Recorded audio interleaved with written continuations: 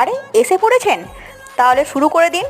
আজকে যে রান্নাটা করছি সেটা কিন্তু মাছ মাংস ডিম ফেলে খাবে, হাত চেটে খাবে, একটা রুটি বেশি খাবে, আমি আপনাকে কথা দিলাম।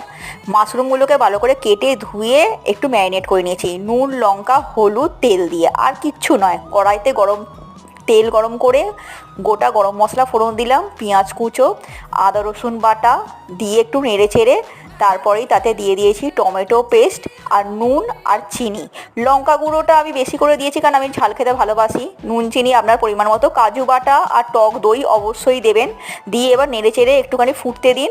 ব্যাস ফুটে গেলেই আপনি ওই ম্যারিনেট করা মাশরুমগুলো দিয়ে দিলেন, ফুটতে দিন, চাপটা দিন, সেদ্ধ হতে সময় দিন একটুখানি। ফুটে গেলেই ব্যাস কাঁচা লঙ্কা দিয়ে একটুখানি জলটা মরতে দিয়ে দিন।